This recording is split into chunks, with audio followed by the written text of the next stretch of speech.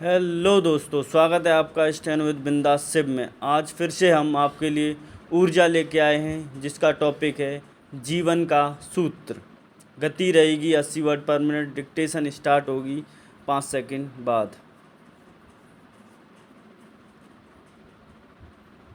Start. काम, क्रोध, लोभ और मोह की स्वाभाविक वृत्तियों से घिरा हुआ मनुष्य जब अपनी असत दृष्टि से इनमें आनंद का अनुभव करने लगता है तो उसे यह संसार खुशनुमा लगने लगता है। काम अर्थात इच्छा जब भी किसी व्यक्ति के मन में उठी इच्छा की पूर्ति होती है तो वह परम आनंद को प्राप्त होता है, पर वह यह भूल जाता है कि उसकी यह इच्छा पूर्ति उसी तरह से उसके मन में एक और उससे बड़ी इच्छा जागृत करके उसके चित्त को अव्यवस्थित कर देगी। जिस तरह से जलती हुई अग्नि पूरी मात्रा में घी पाने पर भी बुझती नहीं है, अपितु और वेग से जलने लगती है, इसी भांति से यदि किसी की अन्य किसी व्यक्ति के साथ विचार भिन्नता होती है तो वह दोनों ही पक्ष एक दूसरे की हानि करने के लिए तत्पर हो जाते हैं और अपने चित्त की सहज शांति खो बैठते हैं।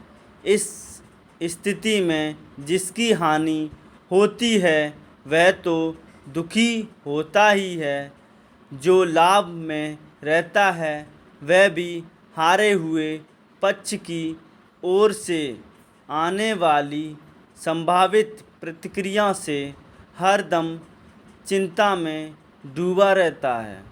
और इस तरह से क्रोध भी व्यक्तियों को पीड़ित करने का कारण ही बनता है। वहीं लोभ और मोह की असीमित शक्ति का तो यह हाल है कि हम अपना पूरा का पूरा जीवन इसमें लगा देते हैं कि हमारे पास इतनी अथाह संपत्ति हो जिसकी बराबरी धरती का कोई भी दूसरा व्यक्ति कभी न कर सके, और हमारी अपनी संतान भी ऐसी हो जिसकी सुंदरता और बुद्धिमत्ता का कोई मुकाबला न हो सके। रावण से लेकर कंस आदि के उदाहरण हमारे सामने हैं, जो अपने जीवन में अपनी ऐसी ही मानसिक विकृतियों से कभी भी पार नहीं पा सके।